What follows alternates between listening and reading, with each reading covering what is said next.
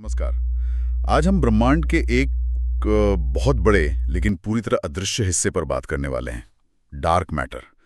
हमारे पास जो जानकारी है उसके आधार पर हम समझेंगे कि ये आखिर है क्या भला और क्यों इतनी जरूरी है। जरा सोचिए, पूरे ब्रह्मांड का लगभग 27% हिस्सा इसी डार्क मैटर से बना है, पर हम इसे देख ही नहीं सकते। बिल्कुल। और ये जो साधारण पदार्थ है ना, जिससे हम आप तारे ग्रह सब बने हैं, वो तो सिर्फ 5% है। तो डार्क मैटर इससे कहीं कहीं ज्यादा है।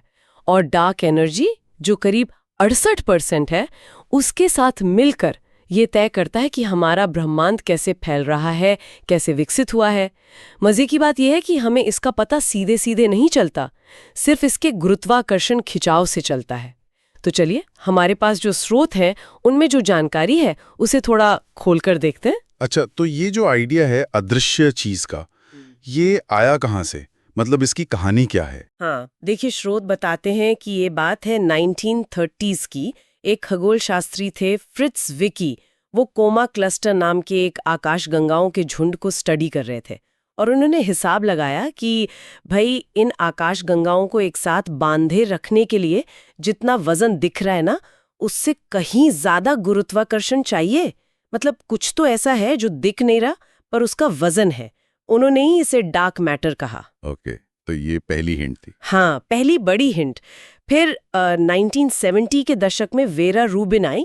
उन्होंने अलग अलग आकाशगंगाओं को बहुत ध्यान से देखा और उन्होंने पाया कि उनके बाहरी किनारों पर जो तारे हैं वो उम्मीद से कहीं ज्यादा तेजी से घूम रहे थे, बहुत तेज। सिर्फ दिखने वाले तारों और गैस के वजन से आप उस रफ्तार को समझा ही नहीं सकते थे। अच्छा, तो ये एक और बहुत मजबूत सबूत था कि कुछ अदृश्य वजन है जो इन्हें इतनी तेजी से घुमा रहा है। ये तो दिलचस्प है। तो सिर्फ तारों की रफ्तार ही नहीं, क्या और भी सबूत है इसके होने के? हाँ, कई और मजबूत इशारे हैं। पहला तो यही है, आकाशगंगाओं का घूमना। जैसा वेरा रूबिन ने देखा, हमारी अपनी मिल्की वे में भी बाहरी तारे जरूरत से ज्यादा तेज घूमते हैं। लगता है जैसे किसी अदृश्य भारी वजन के गोले ने, एक हैलो ने उन्हें पकड़ रखा हो। दूसरा बड़ा सबूत है गुरुत्वाकर्षण लेंसिंग। गुरुत्वाकर्षण लेंसिंग, ये क्या होता है? आसान भाषा में समझिए, जैसे कोई लेंस रोशनी को मोड़ता है ना, हाँ, वैसे ही कोई भी भारी चीज, जैसे कोई गैलेक्सी क्लस्टर, अपने पीछे से आने वाली रोशनी के रास्ते को अपने गुरुत्वाकर्षण से मोड़ देती है। अब बुलेट क्लस्टर जैसी जगहों पर हमने देखा है कि जो चीज रोशनी को सबसे ज्यादा मोड़ रही है, यानी जहां सबसे ज्यादा वजन है, वो वहां नहीं है जहां चमकने वाला पदार्थ यानी गैस और तारे हैं। वो अदृश्य वजन ही डार्क मैटर है। अच्छा, मतलब जहाँ चमक है वहाँ वजन नहीं और जहाँ वजन है वहाँ चमक नहीं। बिल्कुल। तीसरा सबूत मिलता है कॉस्मिक माइक्रोवेव बैकग्राउंड यानी CMB से। ये बिग बैंग के बाद बची हुई हल्की गर्मी है जो पूरे ब्रह्मांड में फैली है। इसमें तापमान के बहुत छोटे छोटे उतार चढ़ाव हैं। प्लैंक सैटेलाइट जैसे मिशन से मिले डेटा से पता चलता है कि ये शुरुआती फर्क डार्क मैटर के गुरुत्वाकर्षण की वजह से ही बने। यही वो बीज थे जिनसे बाद में आकाशगंगाएं बनी। वाह।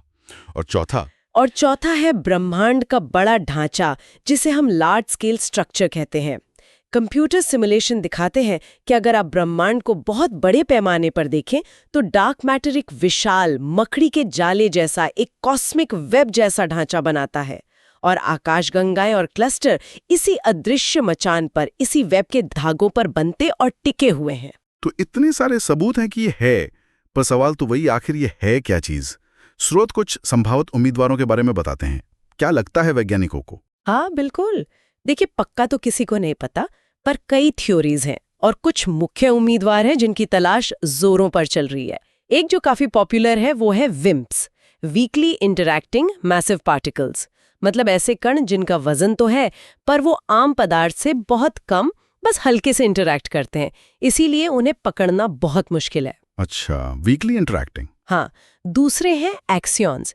ये इनके उलट बहुत ही हल्के कण माने जाते हैं, इनकी भी तलाश चल रही है। फिर कुछ और आइडियाज भी है, जैसे स्टेराइल न्यूट्रिनोज या फिर प्राइमोर्डियल ब्लैक होल, मतलब ब्रह्मांड के बिल्कुल शुरुआत में बने बहुत छोटे black hole. James Webb telescope जैसी नई ऑब्जर्वेटरीज इन संभावनाओं पर भी नजर रख रही हैं।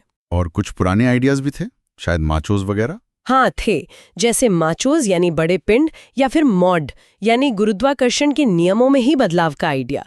पर अब ज्यादातर जो सबूत है वो इनसे मेल नहीं खाते, तो ये अब उतने मान्य नहीं रहे। विम्स और एक्सियंस अभी मेन फोकस है। तो इसे खोजने की कोशिशें कैसे चल रही हैं? अगर ये इतना छुपा हुआ है, इंटरैक्ट नहीं करता, तो इसे ढूंढते कैसे हैं? देखिए, इसके लिए ना कई तरह के एक्सपेरिमेंट्स चल रहे हैं। मोटे तौर पर 3 मुख्य तरीके हैं। पहला है सीधी खोज, डायरेक्ट डिटेक्शन। इसमें क्या करते हैं कि जमीन के बहुत नीचे, जैसे किसी खदान में, प्रयोगशालाएं बनाते हैं। जमीन के नीचे क्यों? ताकि ऊपर से आने वाली कॉस्मिक किरणों वगैरह का शोर कम हो सके। वहां बहुत संवेदनशील डिटेक्टर रखे जाते हैं और इंतजार किया जाता है कि शायद कोई डार्क मैटर कण आकर डिटेक्टर के किसी एटम से टकरा जाए। एलजी, जीनॉन एंड जैसे एक्सपेरिमेंट्स यही कर रहे हैं।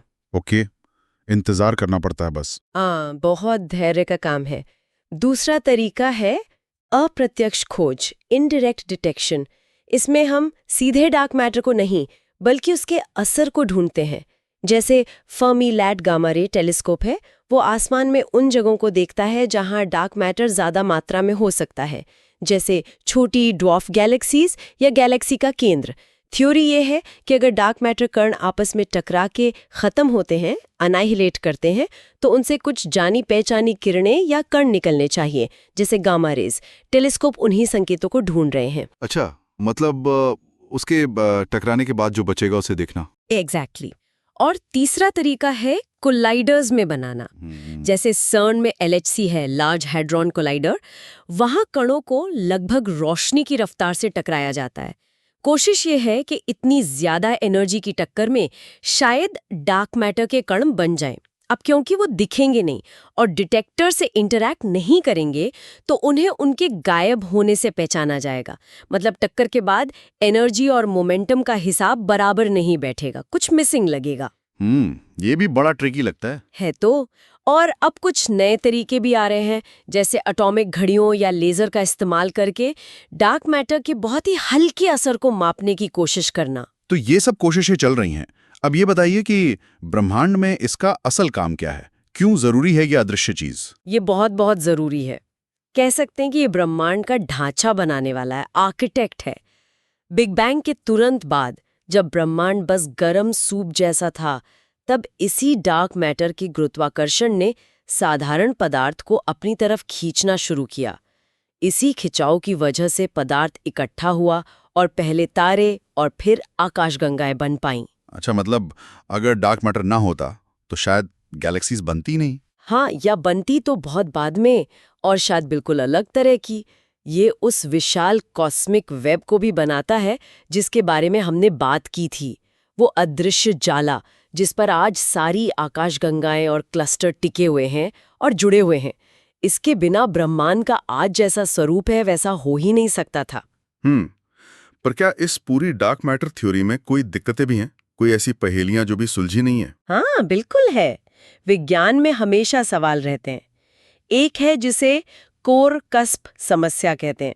कंप्यूटर सिमुलेशन जब बनाते हैं तो वो दिखाते हैं कि आकाशगंगा के बिल्कुल केंद्र में, यानी कोर में, डार्क मैटर का घनत्व, डेंसिटी बहुत तेजी से बढ़ना चाहिए, एक कस्प बनना चाहिए।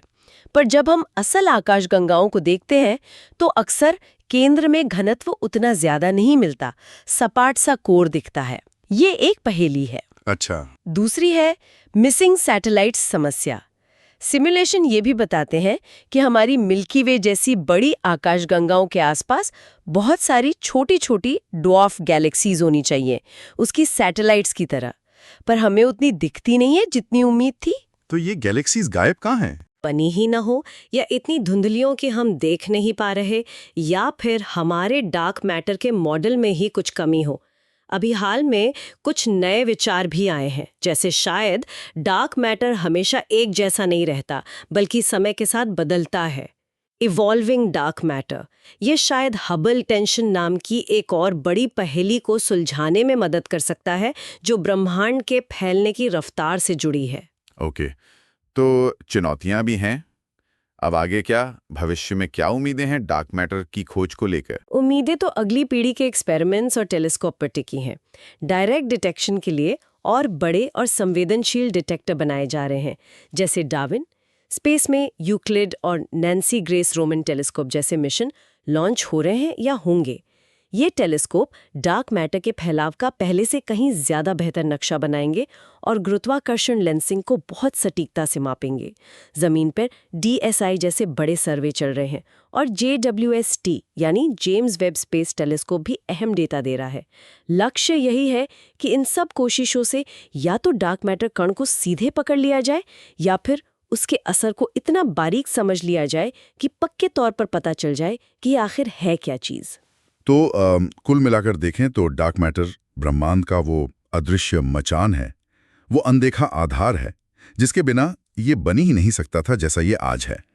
हम अभी भी पक्के तौर पर नहीं जानते कि ये असल में क्या है, पर इसकी खोज यकीनन आज के विज्ञान के सबसे बड़े और रोमांचक अभियानों में से एक है। बिल्कुल।